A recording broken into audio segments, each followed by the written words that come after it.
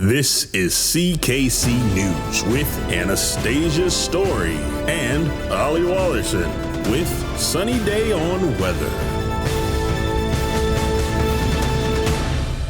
Good morning, Kids Club, and welcome to CKC News. Today's story, Thanos, Loki, and a talking donkey. Bibles say what? Don't worry, Ollie, the Infinity Stones are safe. Besides, Thanos and Loki are only here to help us tell a story. Whew.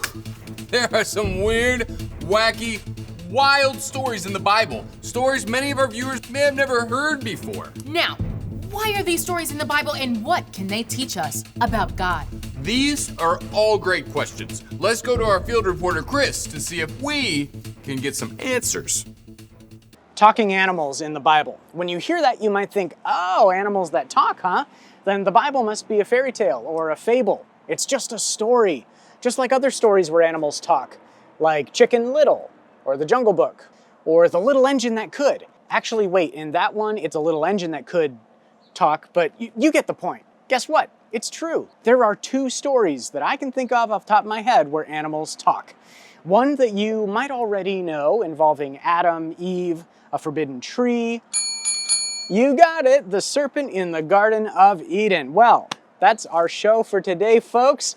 Sayonara! JK, we didn't talk about the second story yet. This one involves a king, a sorcerer, and a donkey. No? Nothing? Huh.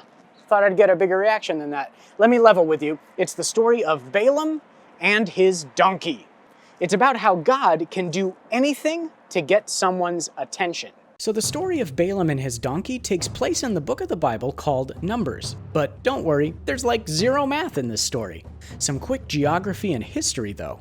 We take you back in time to when the Israelites, God's chosen people, have been freed from slavery in Egypt and are wandering in the wilderness, waiting to enter the promised land. They're taking over city by city with God's help, and the nearby king, Balak, starts getting super nervous. King Balak figures, it's only a matter of time before these Israelites come to my kingdom of Moab and invade and take over everything. And then what's a guy like me, King Balak, gonna do? Become a servant to the Israelites? No way! So he summons a sorcerer named Balaam. Don't get them confused. Balak, king, Balaam, sorcerer. We don't really have sorcerers today, but back then, sorcerers like Balaam would charge money from rich and mighty people and then do strange evil magic to bless or curse other people. That was Balaam's whole job. Oh, and we know he had a donkey. More about the donkey later. Balak tells his messengers to say to Balaam, a nation has come out of Egypt. They've set up camp next to me. So come and put a curse on these people. They're too powerful for me. Maybe I'll be able to win the battle over them. Maybe I'll be able to drive them out of the land. I know that whoever you bless is blessed. And I know that whoever you curse is cursed. Remember, these were ancient times. We don't really know where Balaam got his ability to bless and curse, but we do know that this time God himself comes to Balaam and says, do not go with them. You must not put a curse on Israel. I have blessed them. Now, Balaam obeys God and says no to the king. So the king tries to bully Balaam by sending more messengers, and Balaam says no again. Finally, the king just straight up offers to give Balaam tons of money. But Balaam says, Balak could give me all the silver and gold in his palace. Even then, I still couldn't do anything at all that goes beyond what the Lord my God commands. So King Balak's trying to get Balaam to curse the nation of Israel, even though God told him not to. King Balaam keeps putting on the pressure, so God tells Balaam, these men have come to get you, so go with them, but do only what I tell you to do. Balaam's doing pretty well so far. He's paying attention to God's voice more than anyone else's, more than the powerful king, more than the crowd of people, more than the temptation to disobey God just this one time and get super rich. But will he keep listening to God now that he's on the road? Hey, we're live. Welcome back. That story was getting good. This might be Marvel's best production yet. Up next, we have Abby with a segment on dog training. Abby? Hey, I'm Abby. So I heard in the Bible there were animals that talked, which got me thinking, I believe in the Bible, so I'm gonna try to teach my dog to talk.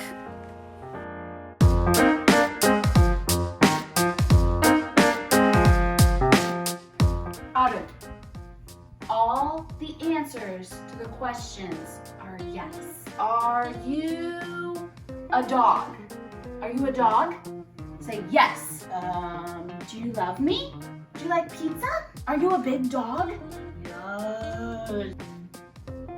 I don't know why you like these. Will you talk if I give you a treat? Say, Mom. Say, Dad. Dog. These smell terrible.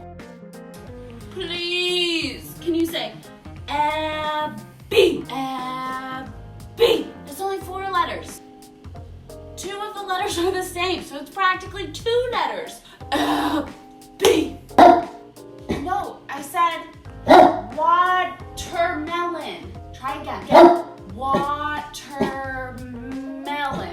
Okay, I gotta go keep trying. BRB. Wow, that's one giant dog. It sure was. It sounds like we have our infield reporter Chris live with a pair of donkey farmers. Take it away, Chris. Hey, so since we're at the part of the story where we've actually met the donkey, I thought it would be good to talk to some people who might be some experts on donkeys. These are 2 farmers, Nicole and Rich. Hey guys. How are you?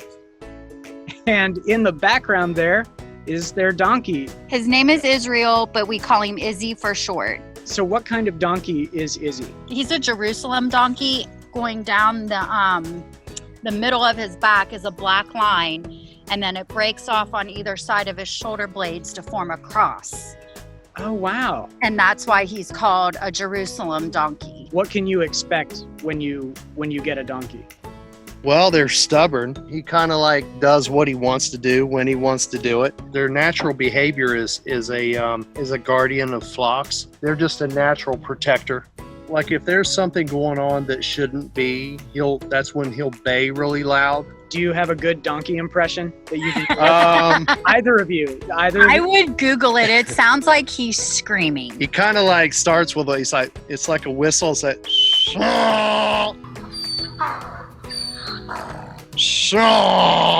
Wow, that's amazing. There is a funny Izzy story. A farrier, which is kind of the person that comes and gives the animals, the horses and the donkey, pedicures, trims their hooves. Izzy was getting his done about a month ago, and Izzy was done, but the farrier wasn't. And so Richard got drug about 5 or 6 feet by the donkey because he was ready to go. It was kind of freakish, I didn't know what was going to happen. It kind of taught me a lesson. I didn't realize just how strong he was until he just pulled me like I was a balloon.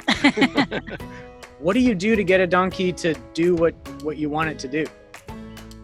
Food. They love watermelon. To feed it, make sure your hands are flat like this. A lot of kids tend to curl them up, but you want to make them flat, and they'll just take the food right out of the palm of your hand. Does Izzy have other ways of communicating? He kind of will come up to me and he puts my thumb in his mouth and he kind of sucks on my thumb. No way!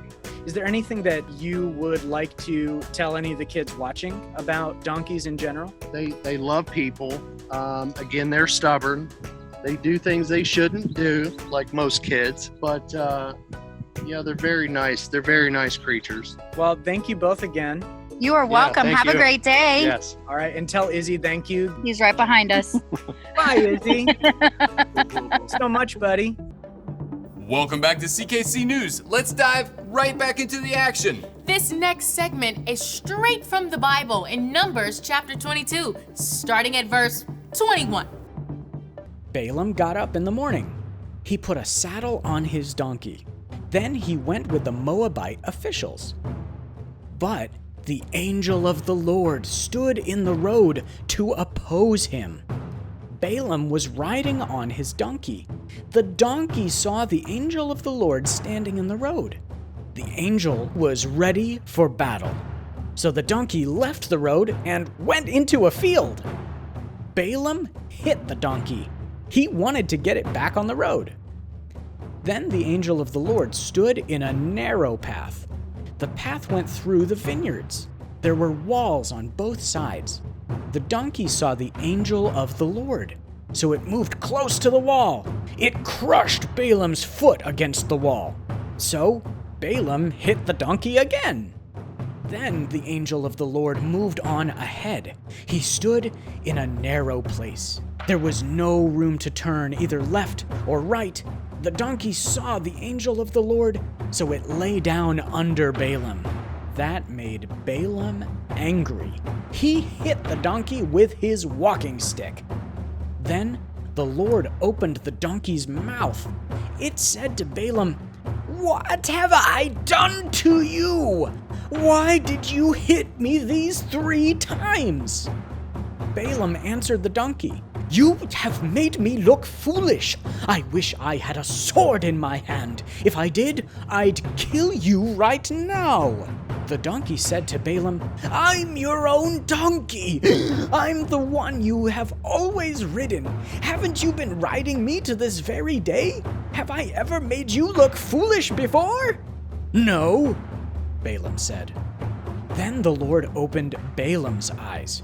He saw the angel of the Lord standing in the road. The angel was ready for battle, so Balaam fell with his face to the ground. The angel of the Lord spoke to him. He asked him, "Why have you hit your donkey 3 times? I have come here to oppose you. What you are doing is foolish. The donkey saw me. It turned away from me 3 times. Suppose it had not turned away. Then I would certainly have killed you by now. But I would have spared the donkey." Balaam said to the angel of the Lord, "I have sinned. I didn't realize you were standing in the road to oppose me. Tell me whether you are pleased with me. If you aren't, I'll go back." The angel of the Lord said to Balaam, "Go with the men, but say only what I tell you to say." Balak heard that Balaam was coming, so he went out to meet him. "Well, I've come to you now," Balaam said, "but I can't say whatever I please. I can only speak the words God puts in my mouth." Okay, lots going on here. A donkey opens its mouth and talks to its owner, which is definitely unusual. But the question we have to ask ourselves is, why? Why are these events reported in the Bible? And what might God want to tell us? Remember, the important thing is that God can do anything to get someone's attention. He got Balaam's attention by making his donkey say real human language. And God can do that because he made the donkey and he's God. Abby again. So I've been trying to get Otto to talk. Not going well at all. But maybe God wants to show me something through my dog. Otto? He agrees. God always provides for me and my family. One of the main ways he provides for us is he always makes sure that we have food to eat. Just like I always make sure that Otto has food to eat. Otto depends on me like I depend on God. That's a Great Dane eating off a kitchen table. I put Cheerios in his food to make him eat it. Sometimes I get really worried about things, but God reminds me that it's important to play and have fun. I am realizing that God wants to spend time with me. He doesn't care what I'm doing, if I'm just hanging out with my dog or playing with my dog. He cares about what's going on in my life, and he wants to talk to me. He wants to hear from me. That's what he's teaching me right now through my dog. He can be a part of even the simple things, like hanging out with Otto.